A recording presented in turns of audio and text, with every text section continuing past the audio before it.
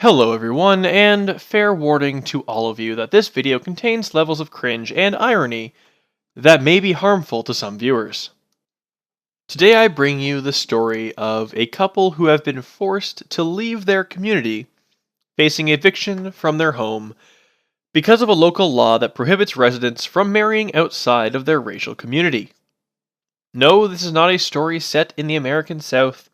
It is not a tale from apartheid-era South Africa, but rather a series of events unfolding right here in Canada in the present day. Yes, in the #current year. Let's get suited up and dive into this, shall we?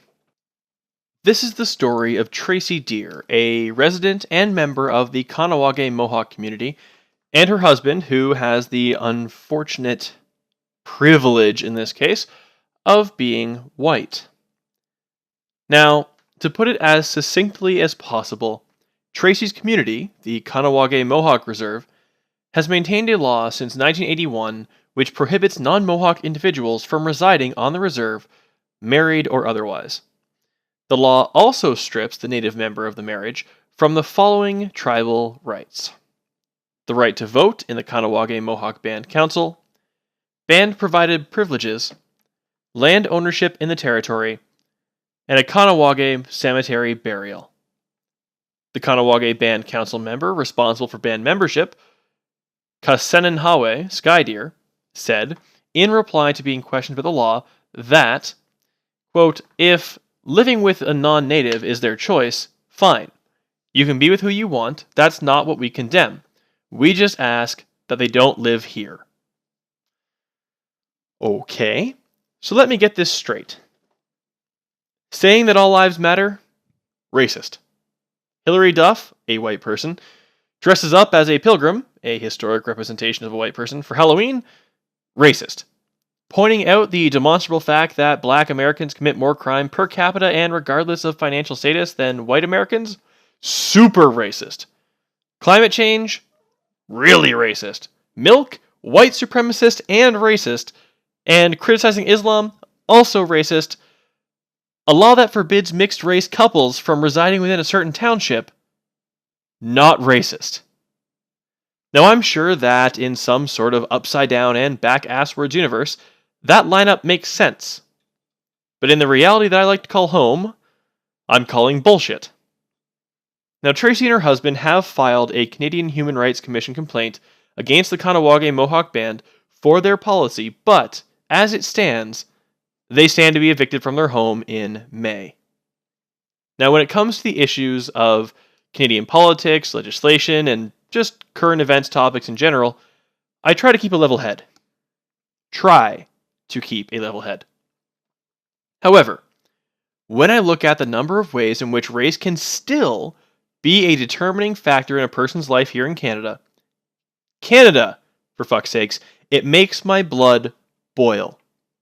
And although I commend Tracey and her husband for using the resources available, namely the Canadian Human Rights Commission, to fight back against a blatantly racist policy, I have very, very little confidence that their complaint will result in any sort of action on behalf of the CHRC, because they're too busy adhering to the rules laid out by the progressive stack.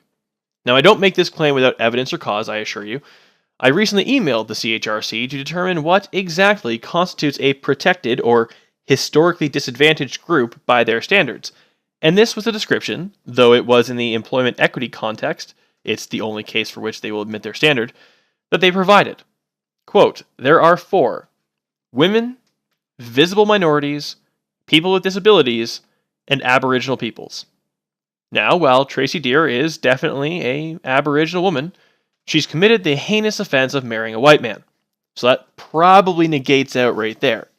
Now, adding to her obvious internalized racism, for the CHRC to uphold her complaint would require them to claim some degree of authority over an entire Aboriginal community, which probably includes individuals who classify as disabled or as visible minorities. So the deck seems to be somewhat stacked against her. Folks, this kind of shit absolutely makes me sick. It was famously said by our last Prime Minister Trudeau that there's no place for the state in the bedrooms of the nation. And I sincerely hope that, under the current Prime Minister Trudeau, my nation could uphold that principle. The Kahnawake Mohawk community, in opposition to race mixing, claims that it's a policy aimed at preventing white people from taking advantage of tax benefits meant for natives, and to protect their racial heritage. But, let's be fair, if this was a bunch of 1488ers going on about white genocide, well, we'd all be singing quite a different tune, wouldn't we? It is no better to spout that we must secure the existence of our people and a future for Mohawk children than it would be to be on the same proclamation about white children, or black children, or Asian children, or to take any sort of racial purity stance.